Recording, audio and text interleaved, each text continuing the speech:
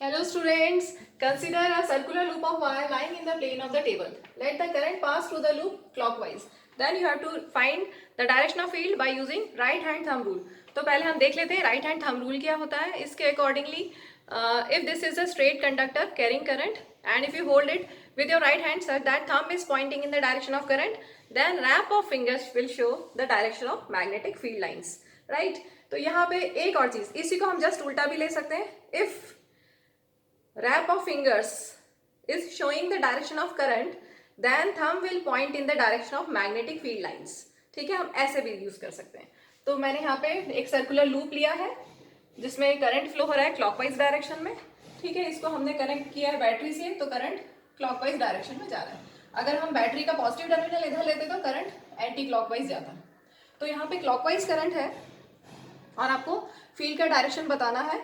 तो अगर आप करंट को फिंगर्स का कर्ल ले लें, करंट को फिंगर्स का कर्ल ले लें, करंट ऐसे जा रहा है. चलिए इसको एक रिंग से समझते हैं.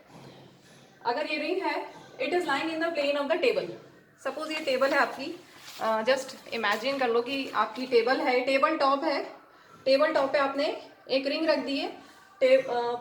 Circular loop is lying in the plane of the table. ठीक है, अब इस लूप में जो इस तरह से रखी हुई है, इसमें करंट कैसे जा रहा है? क्लॉकवाइज डायरेक्शन में. तो ये करंट क्लॉकवाइज, ध्यान से देखिए, ये करंट क्लॉकवाइज. तो फील्ड का डायरेक्शन क्या है? Thumb is pointing in the direction of field. कैसा? Inward. Thumb is pointing in the direction of field inward. ठीक है, एक तो ये मेथड हो गया समझने का. जो दूसरा, हम ओरिजिनल जो करंट का डायरेक्शन है उसको थंब से पॉइंट कराएंगे, थंब से यूज करेंगे करंट के डायरेक्शन को, और फिंगर्स के कर्ल से हम मैग्नेटिक फील्ड का डायरेक्शन फाइंड करते जाएंगे. तो इस करंट कैरिंग लूप को आप मान सकते हो, it is made up of small current carrying. ये जो सर्कुलर लूप है, इसके बहुत सारे स्मॉल पार्ट्स कर सकते हैं, और each part can be considered as a straight conductor. और स्ट्रेट कंडक्टर में करंट जब फ्लो होता है तो wrap of fingers will give the direction of field. ठीक है, तो यहाँ पे अगर आप देखेंगे इस पर्टिकुलर पोजीशन पे, इतने से पार्ट पे अगर आप लेंगे तो करंट का डायरेक्शन क्या है? ऐसा. इसमें लेते हैं रिंग में, इस पर्टिकुलर पार्ट में ये करंट का डायरेक्शन है. ठीक है, क्लियर दिख रहा है सबको? करंट कैसे फ्लो हो रहा है? ऐसे, क्लॉकवाइज डायरेक्शन में.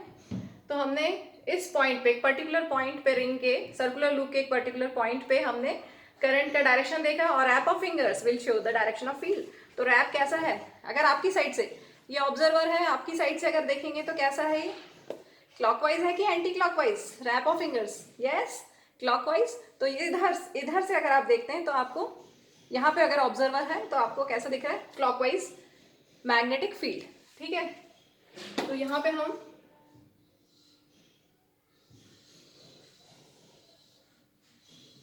क्लॉकवाइज मैग्नेटिक फील्ड बनेगी in the form of concentric circles, क्योंकि जब भी स्ट्रेट कंडक्टर होता है कैरिंग करंट तो उसके आसपास जो मैग्नेटिक फील्ड लाइंस होती हैं वो कंसेंट्रिक सर्कल्स होती हैं. और हमने यहाँ पे लिया है एक स्मॉल एलिमेंट कैरिंग करंट, तो इसके आसपास कंसेंट्रिक सर्कल्स बनेंगे. ठीक है, ये करंट इस डायरेक्शन में जा रहा है और फील्ड हमें मिल गई क्लॉकवाइज डायरेक्शन में.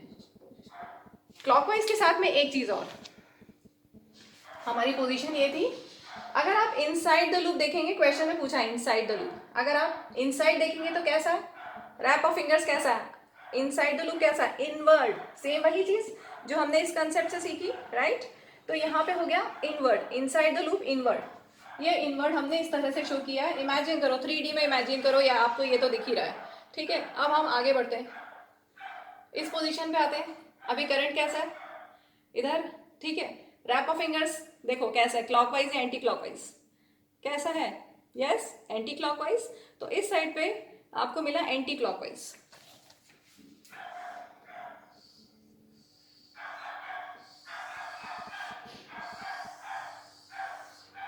एंटी क्लॉकवाइज डायरेक्शन में फील्ड लाइंस हैं. अभी इन्हीं को कंसेंट्रिक सर्कल्स को अगर आप बढ़ाते जाएंगे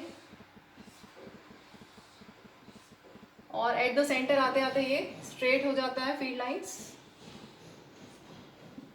ठीक है, इस तरह का आपको पैटर्न मिलेगा. एक्चुअल में है कैसा? अगर चलिए इस साइड का मैंने बता दिया था, इधर का लेते हैं, सॉरी, इस साइड का करंट ऐसे फ्लो हो रहा था. तो ये करंट यहाँ पे जब आया तो अंदर की तरफ देखेंगे तो अभी भी फील्ड इनवर्ड है. जिस साइड आपको देखना है उस तरफ फिंगर्स को पॉइंट कीजिए।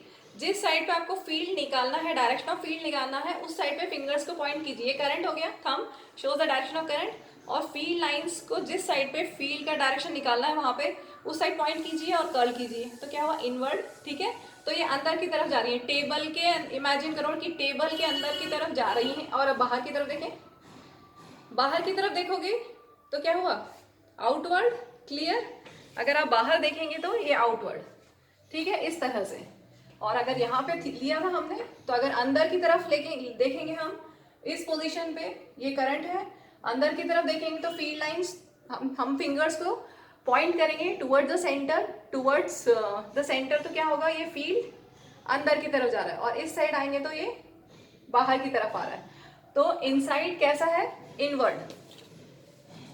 इनसाइड हो गया, field lines are inward and outside field lines are outward. Inward को हम इस तरह से शो करते हैं और आउटवर्ड को हम डॉट बना के छोटा सा सर्कल बना सकते हैं। तो इस तरह से हम मैग्नेटिक फील्ड लाइंस निकाल सकते हैं सर्कुलर लूप में। Thank you.